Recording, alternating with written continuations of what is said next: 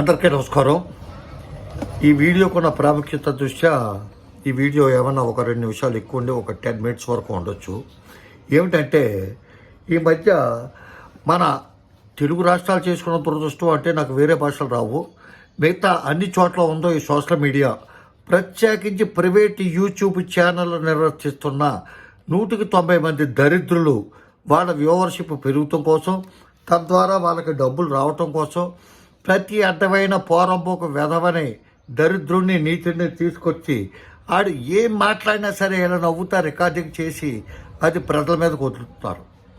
దానివల్ల జరిగే అనర్థాలు కానీ లేకపోతే దానివల్ల జరిగే విపరీత పరిణామాలు కానీ దేనికి ఎదవలు ఎవరూ కూడా బాధ్యత వహించరు. ఈ దరిద్రులు ఒక కెమెరా కానీ ఒక సెల్ ఫోన్ కానీ ఒక మైక్ కానీ పెట్టుకుంటాం, వీళ్ళు ఇష్టం వచ్చేట్టు చేస్తాం. ఇందులో ఈ మధ్యకాలంలో కామన్ మ్యాన్ కిరణ్ అనేవాడు ఒకడు, కిరాక్ ఆర్పి అనేవాడు ఒకడు, సీమ రాజా అనేవాడు ఒకడు, వీళ్ళంతా కూడా తెలుగుదేశానికి సంబంధించిన వ్యక్తులు. అలాగే పూర్వం వైఎస్ఆర్సీపీకి సంబంధించిన ఆ బోరుబడ్డ ఆ బోరగడ్డ బొక్కబోర్ల పడ్డాడు ఒకడు, అనిల్ గాడు ఒకడు, ఇటువంటి వాళ్ళు. తర్వాత పార్టీలు మార్చి అన్ని పార్టీల దగ్గర పాలితారం చేసి పార్టీల నుంచి ఏ విధమైన ఇబ్బంది లేకుండా జాగ్రత్త పడ్డ రాజేష్ మహాశాన్ ఒకడు, వీళ్ళంతా ఉన్నారు. కానీ ఈ మధ్య వీళ్ళు చాలా ఎక్కువైపోతారు ఈ కామన్ మ్యాన్ కిరణ్. నేను మార్చి 23 ఒక వీడియో పెట్టాను. ఆ కామన్ మ్యాన్ కిరణ్ గాడికి అట్లాగే కిరాక్ ఆర్పీకి వాళ్ళకి Z+ భద్రత కల్పించండి, ఎవరో ఒకరు చంపేస్తారు అని చెప్పి.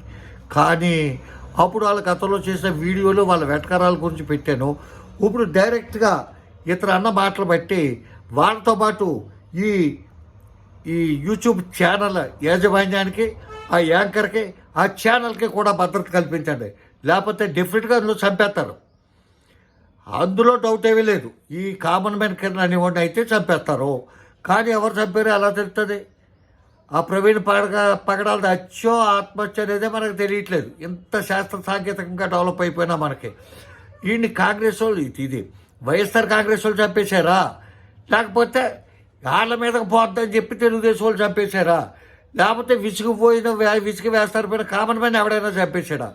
ముందు ఇంత మాట అంటానికి వీళ్ళు చంపేస్తారని చెప్పి నేను ఒక నిర్ణయానికి వచ్చేస్తానికి, నేను భావించడానికి, నేను అనుకోవటానికి కారణం ఈ నా కొడుకు కూర్చునే విధానం చూడండి. ఫస్ట్ వీడు ఎప్పుడు కూర్చున్నా ఇదే తంతు.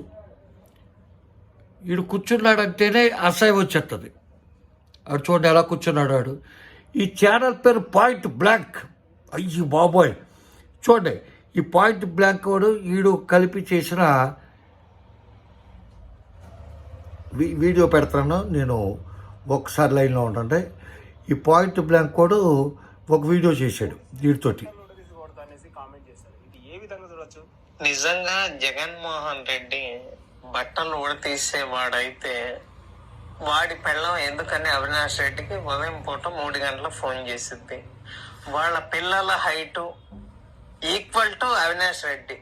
మీకు అక్కడే తేడా ఏంటో తెలుసు. అంటే ఇతని దగ్గర మగతనం లేదు, ఇతను మగోడు కాదు, ఇతనికి మగతనం లేదు. అందుకని పెళ్ళ ఇంకో దారి చూసుకుంది అవినాష్ రెడ్డి గారిని.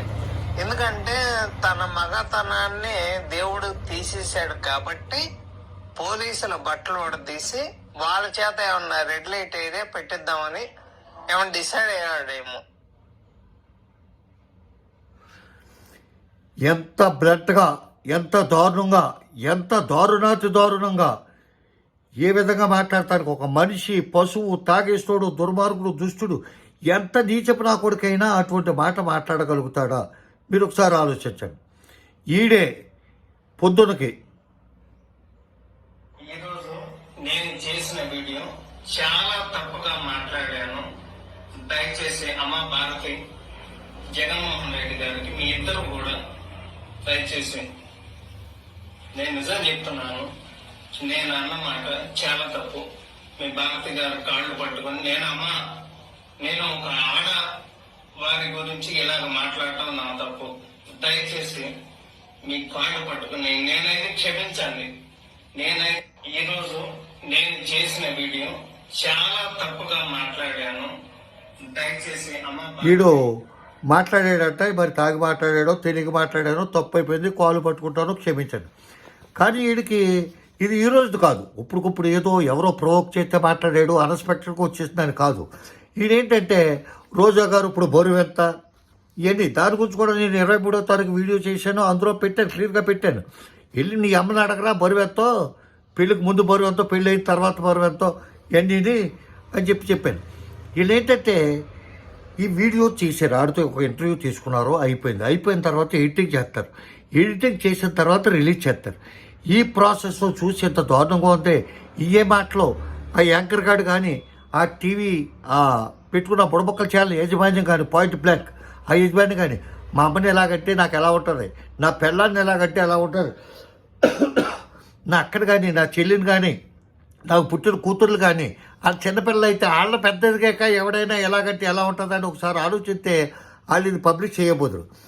మనకి వ్యూవర్స్ పెరుగుతారు, ముందు పేరు బయటకు వెళ్ళిపోద్ది పాయింట్ బ్లాక్ అని చెప్పి పబ్లిసిటీ వచ్చేస్తుంది, పోతే ఆడిపోతాడు కదా అని చెప్పి. ఇప్పుడు ఆడిని సీమ పౌరుషం, ఆ రోషం ఈ రోషం అని ఈ వంకన ఆ వంకన దొరికితే మాత్రం ఈ ముగ్గురు ఎవరో ఒకటి చంపేస్తారు, ఈడు దొరికితే మాత్రం డెఫినెట్గా చంపేస్తారు. ఇంత మాట అంటే ఎవడో ఆడు కుటుంబంలో అంటే ఆడు ఉప్పు కారం తింటున్న మనిషి ఆ ఇంట్లో ఒక మగోడు ఉంటే ఒక్క మగోడు చాలు ఈయన చంపేస్తానికి. ఇది రెచ్చగొట్టట్లా. ఇటువంటి వాళ్ళు కొంతమంది భూమికి భారం అండి, తెమిలిపోతాం మంచిది, అది నా ఉద్దేశం, నా వ్యక్తిగత అభిప్రాయం. అందుకని చెప్పి భారతిరెడ్డి గారిని వాళ్ళ పిల్లలు అయితే వాళ్ళందరూ ఏం చేశారండి వీడికి. ఈ సందర్భంగా ఇంకొక విషయం, వాళ్ళు ఎవరో పచ్చళ్ళు పెట్టుకునే అమ్మాయిలు ఎవరో ఉన్నారు, ఆ చిట్టి అని చెప్పి, అలెక్కే చిట్టి పికిల్స్ అని చెప్పి, ఆ అమ్మాయి ఒళ్ళు కొవ్వెక్కి పొగరెక్కి నోటు దురదతో నోటి దూలతో అనరాని మాటలు ఒక వ్యక్తి రంది. అది 100% తప్పు, అందులో డౌట్ లేదు. కాకపోతే ఈ సోషల్ మీడియాలో రెచ్చిపోయిన వ్యక్తి వెధవ ఒకటి గమనించండి, ఈ అలేఖ్య సిస్టర్స్లో ఉన్న ముగ్గురు చిట్టి సిస్టర్స్ ముగ్గురు ఫోటోలు మనకు దొరుకుతున్నాయి యూట్యూబ్ ఛానల్లోనే అన్నింటిలోనేది. కాకపోతే వీళ్ళు ఎవరు తిట్టారో ఆడు ఎవడో తెలియదు, ఎవరికి 199 మందికి తెలియదు. అయినా ఆడి మీద సింపతి, ఆడి మీద విపరీతమైన ప్రేమ చూపించేసి ప్రేమ కాచేసుకొని నా కొడుకులు. ఇప్పుడు ఈడు ఒక మగోడు, ఆడది తిట్టినా నేరమే, ఆడదాన్ని తిట్టినా నేరమే అని చెప్పి అనుకునే మీరు ఇప్పుడు భారతిరెడ్డి గారు తెలుసు కదా, జగన్మోహన్ రెడ్డి గారు భార్య, ఆడ గురించి వాళ్ళ పిల్లలు ఏం చేశారంటే ఆవిడ ఏం చేసింది, అలాగే ఇల్లీగల్ కాంట్రాక్ట్లు అంటగట్టేసి హైటు వెయిట్, దీంతోనే కదా ఒక ప్రభుత్వమే మారిపోయింది కదా. చంద్రబాబు నాయుడు గారు కుటుంబాన్ని గురించి అసభ్యకరంగా అశ్లీలంగా దారుణంగా మాట్లాడారనే కదా ఆయన అసెంబ్లీకి వెళ్ళని చెప్పి బయటకు వచ్చేసాడు. ఇంత తిరుగుబాటు జరిగి ఇంత ఇది జరిగింది కూడా కారణం అదే కదా. అటువంటి అప్పుడు ఇప్పుడు ఎవడో ఖండించడేంటి, ఒక్క మొగోడు కూడా కామెంట్ పెట్టడేంటి, ఒక్క మొగోడు కూడా రియాక్ట్ కాడేంటి, తప్పుడే ఎదవాజీ పండేంటి. ఆ తెలుగుదేశానికి సంబంధించి కొన్ని వందల ఫోటోలు ఉన్నాయి, ఆడు తెలుగుదేశం పార్టీకి సంబంధించిన వెధవని చెప్పి కొన్ని వందల ఫోటోలు ఉన్నాయి, మీకు చూపిస్తాను అవన్నీ కూడా ఇదిగో.